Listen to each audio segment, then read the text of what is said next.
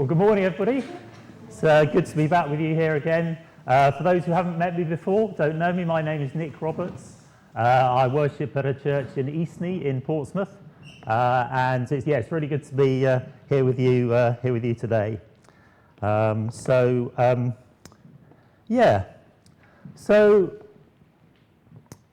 parts of the Bible are very straightforward and very easy to understand. It's sort of simple stories telling timeless truths. And a few weeks ago, churches all over the world were telling the Christmas story. You may not choose to accept it as historical truth, but the story itself and its message are unmistakably clear, ringing down the centuries. Also retold in hundreds of Christian carols, a Saviour born in Bethlehem. And then you have other parts of the Bible that are much less easy to understand and interpret. And sometimes it's because of the language, maybe the book of Revelation, for example. I don't know if you've ever tried to read the book of Revelation. It's quite hard to understand. And then at other times, the Bible is a bit difficult to understand because we don't have a full understanding of the context in which the book was written. And this is, I think, particularly true of the pastoral letters that were written by Paul and other early church leaders. The content gives us clues, but we still can't be sure precisely of the situations and the circumstances that Paul is addressing in the letters. And I think, in my opinion, the letter to which this applies most is the one you've chosen to work through now. So that's the second letter, Paul's second letter to the church in Corinth. Maybe you've looked at this already. I think you've been studying it for some weeks. So Paul's first visit to Corinth is actually described in Acts chapter 18. He meets a couple of fellow believers, and then we're told he stayed there for a year and a half. And that's probably, I guess, when he founded the church. So by the time he writes this letter here, we know he's already been back there once. Because verse 1 of chapter 13 tells us he's about to visit for a third time. So his relationship with the church is already well established, and throughout the letter he refers to very specific events which have preceded the letter. And so in order to understand what he's telling us in these verses, it's helpful to consider the context in which he's writing. Context is very important.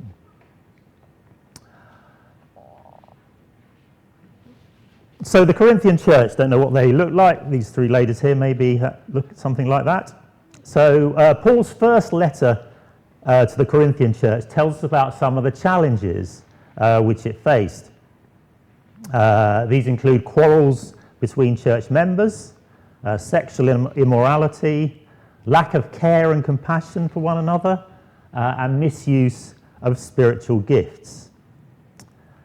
And so Paul's been very concerned for the church, but by the time of writing his second letter, he's feeling a lot more encouraged.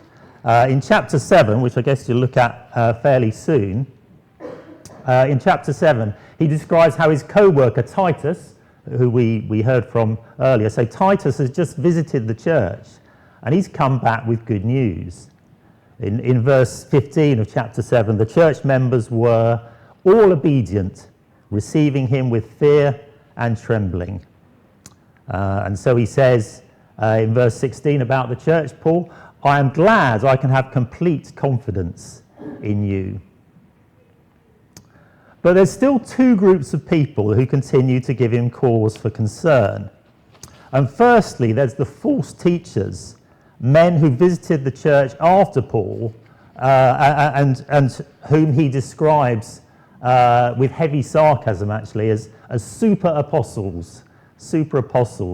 But then in verse 13, deceitful workers masquerading as apostles of Christ.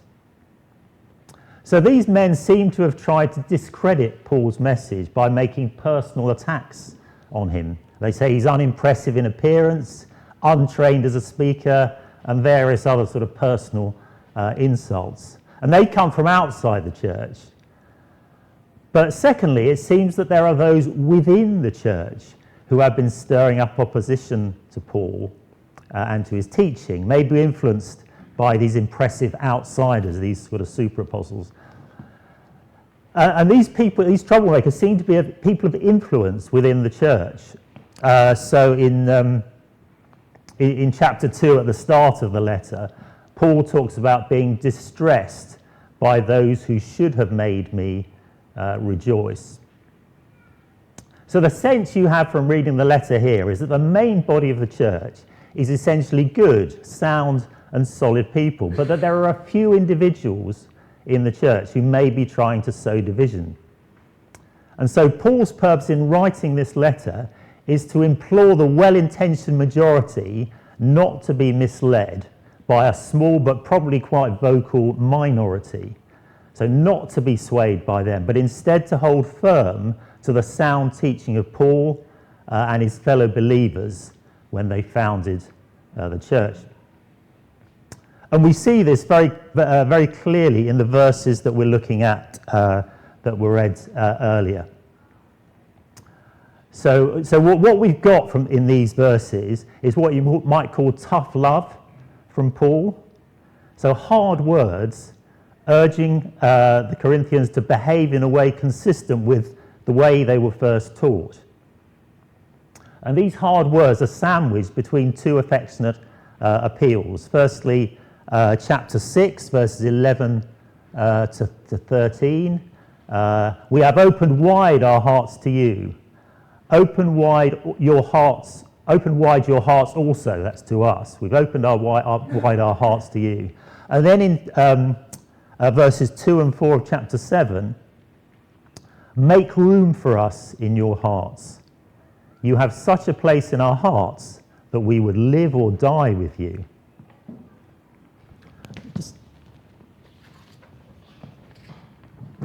So what are these hard words that sit between these two heartfelt appeals? What are the timeless truths that we can draw out from what Paul is saying? Truths which are relevant both to the church and to us today. It's good to know what can we learn today to apply to our own lives.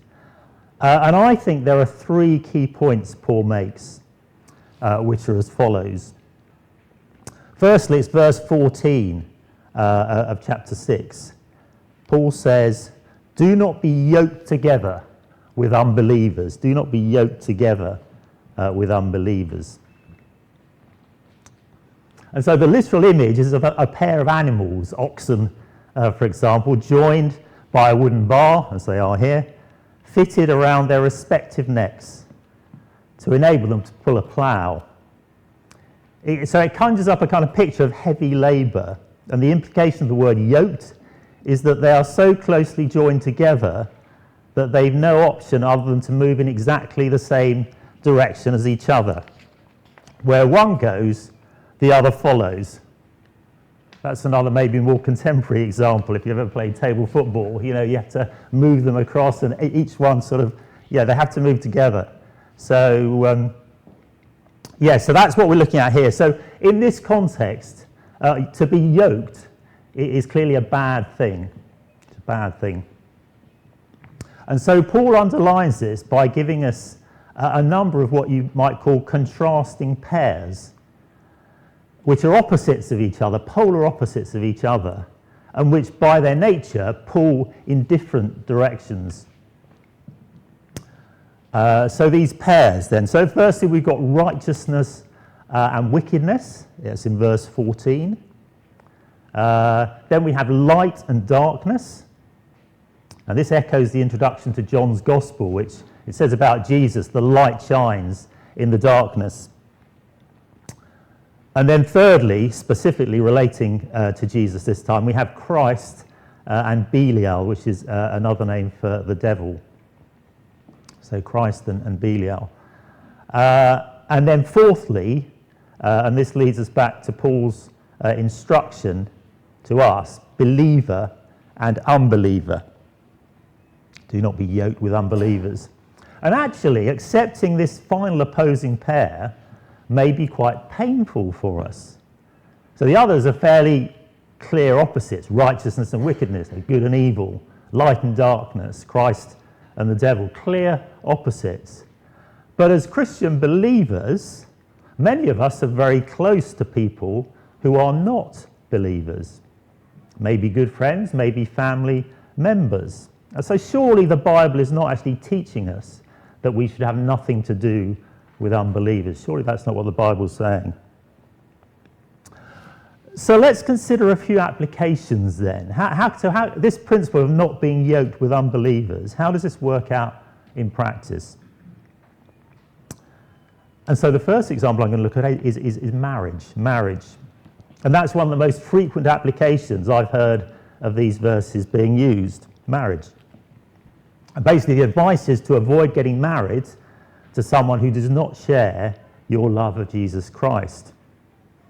Now, when I first became a Christian, I probably wouldn't have accepted this. But it is actually excellent advice. I've followed it myself and been very happily married for over 30 years. So it makes sense, doesn't it? If being a Christian is the most important thing in your life, then surely it must be a good thing that you spend your life with someone who shares the same values as you. If you are blessed with children, then bringing up a family with somebody who is, with a partner who shares your Christian faith has got to be a good thing. Has got to be a good thing. But actually, it may not be that straightforward. So, I mean, what happens if you become a Christian when you're already married to someone who's not a Christian? Paul actually deals with that in his first letter. And he says, if the unbeliever is happy to stay together with the believer, then they shouldn't separate. And in our church today, I don't know about you, in our church today, there are church members who are married to people who aren't Christians and are active in service in the church. Maybe you are in the same situation. So perhaps the question you need to ask yourself is whether your partner who is not a Christian believer, if you are in that situation, do they give you the freedom to worship the Lord in the way you want to do? And that seems to me to be a sign of love and respect if your partner does that. And that's something to be very thankful for if that's the case.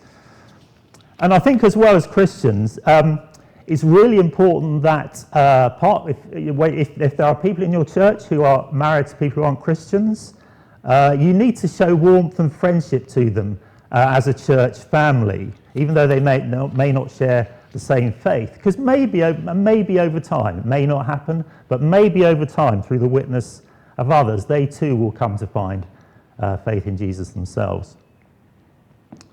So that's one application then of do not be yoked. It's to do with marriage. And then secondly, what about work? You know, is it wise to go into partnership, into business with someone who's not a Christian? Now, I'm currently reading the autobiography of Bono, who's the lead singer of U2. Now, as young people, 3 of the band members were in the same church youth group. The 4th an atheist. And in 1982, the band nearly broke up after their first album, but they stayed together when their manager, who's not a Christian, asked them if God would be happy with them breaking the contract they had already signed, committing them to go on a world tour. And they agreed that he wouldn't. God wouldn't be happy with that. And then they've stayed together for 40 years. Have they done the right thing in God's eyes? Have their lives as rock stars and at the same time humanitarian campaigners sometimes, have their lives brought glory to God? Or has their yoking with an unbelieving, I think he's the bass player, and the manager, has being yoked with them brought his name, brought God's name into disrepute? I guess you can read the autobiography yourselves and make your own judgment. But for those of us who aren't rock stars, we still have to answer this question and take appropriate action. Now, I think there are some careers which sit more easily with Christian values than others. And I think there are probably some which are unlikely to be consistent with Christian faith. But I think this is something we need to work out ourselves. We need to examine our own consciousness and work it out for ourselves. So that's work then. Then finally, what about social life? What about life outside work? Now, personally, when I'm not preaching or at church or working, I'm the captain of Havant Veterans Hockey Team, one of my pastimes. So any sports club has rules which, as team captain, I need to be able to sign up to and be supportive of. Now, in my view, the values of the club are generally pretty positive, and I actually think there is opportunity to be a positive role model as a Christian by standing aside from what are some of the negative aspects. I mean, I don't know if you're members of clubs, I guess the church, but sort of outside of church, clubs can be quite cliquey. Maybe a tendency to talk about people behind their backs. Socialising inevitably involves drinking alcohol, which is not a problem in itself, but in some cases may accentuate antisocial behaviour. I actually think sport's a fairly uncontroversial pastime for a Christian. But whatever it is you get involved in, whatever organisation, it's worth checking out you're comfortable with the underlying values. So do not be yoked with unbelievers. Do not be yoked together with unbelievers. That's harmful for us and to be avoided. But there is a yoke which is a good yoke. And in fact, it's one we all need to take on. And the yoke that we need is the yoke of Jesus Christ.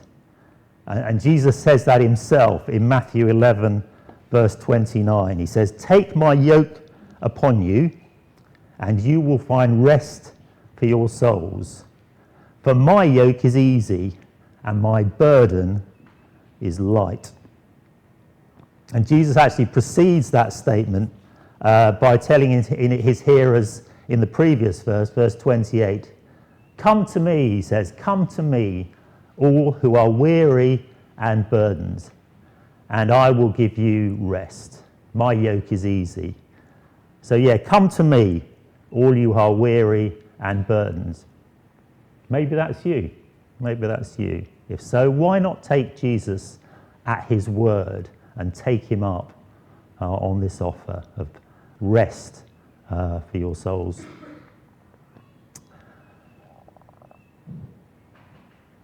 So then, do not be yoked with unbelievers. So going back to, verse 15 then. He draws this distinction between believers and unbelievers. And then he draws our attention to a fifth opposing pair in verse 16. So he said, what agreement is there between the temple of God, and idols? And this leads us on to the second important thing Paul is telling us. He's given us a command not to be yoked with unbelievers. And then secondly, he makes a statement in verse 16. We are the temple of the living God. We are the temple of the living God. So note the we here. Paul is bracketing all of us together with him here. So what does this mean then? Well, there's a link in this statement to what Paul told his letters in his first letter, which was to avoid sexual immorality because it defiles your own body. So 1 Corinthians 1, chapter 6, verse 19. He says, "Do you not know that your bodies are temples of the Holy Spirit who is in you, whom you have received from God?" And back in 1 Corinthians, Paul says that sexual sin is different from other wrongdoings because we inflict it on ourselves. Whoever sins sexually sins against their own body. But sexual immorality has its impact on others as well.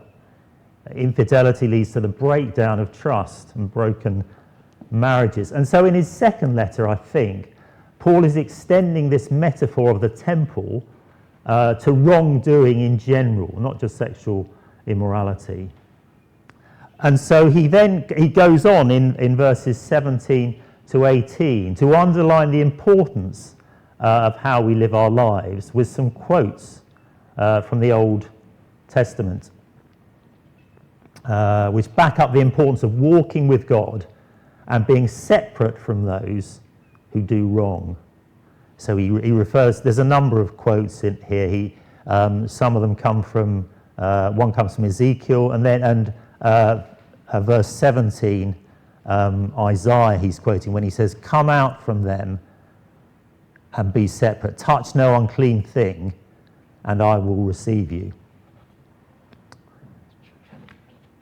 So that's the second really important thing Paul is telling us here. He's saying we are temples of the living God, temples of the living God. So if that's the case then, what's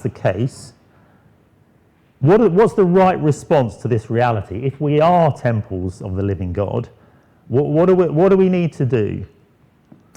And the answer is in the third key point I think we need to listen to, which is verse 1 of chapter 7.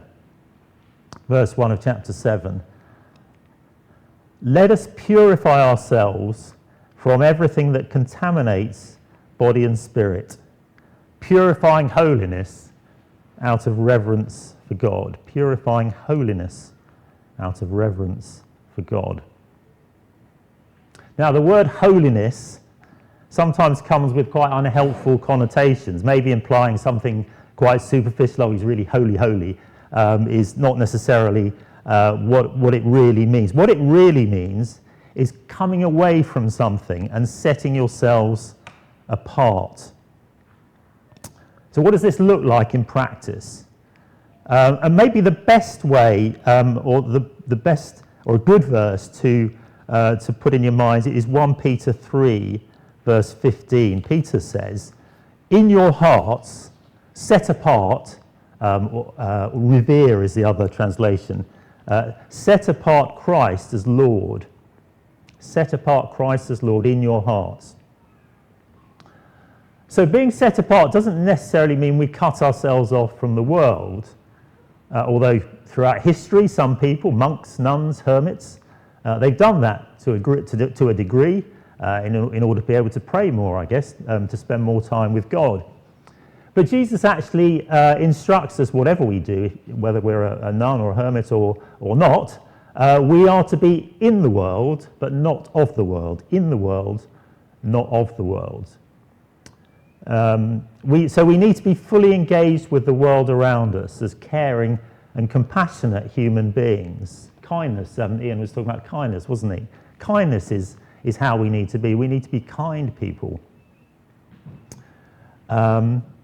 So we're set apart. So there's something different about us. I think that's the key point. Now, it's not we need to be different, not in a kind of weird way, adopting odd practices, but we are somehow different. We stand out from the crowd, not in a kind of arrogant way, but just in terms of our values, and so we don't necessarily react in the way others would react. So we are in the world, but not of the world is what it comes down to, and what Jesus says of his disciples.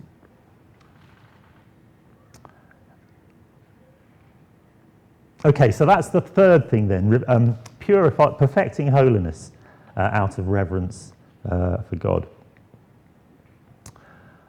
So those are the 3 points then, I think, that come out from this passage. Do not be yoked with unbelievers, temples of God, and being holy, setting apart ourselves from the world, if you like.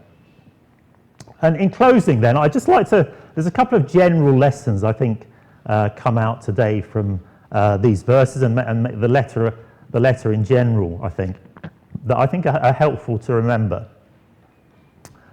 And so the first one is, the first message, when we get Christian teaching, I think we should focus on the message and not on the messenger. And so at the start of his first letter, Paul criticises the church for being divided over its leaders. There's a suggestion that everyone's got their own favourite speaker. One says, I follow Paul, another, I follow Apollos, another, I follow Cephas, and another, I follow Christ. So the church seems to be trying to set them up against each other, but we need to be active hearers of the word of God. So if you say, sometimes you hear people saying, well, I like his preaching, or maybe I don't like his preaching. That may be true. Some speakers are more gifted than others. But when we listen to Christian teaching, let's make sure we listen in an active way, not as kind of armchair critics of what's being said, but trying to understand what God's telling us individually through what is being said. Otherwise, you could end up like these Christians, like some in the church in Corinth, being led astray by these kind of super apostles. And then secondly and finally, as church members, let's try and bring people together rather than to divide them. Paul stresses, you may have covered this already, the ministry of reconciliation, So he's talking about between us and God, but as Christian brothers and sisters, we need to model this amongst ourselves. So if your church leaders make a decision, let's try and understand the reasons for that decision instead of maybe grumbling about it. If you do disagree, share your concerns directly with the leaders, openly and honestly. So just some lessons here from these verses, this book. I wish you well as you continue your journey through it, and maybe, I think, possibly coming back again later to look at some of the later verses of the chapter. So thank you very much. And I've got a last hymn for you. So the last hymn, the last song,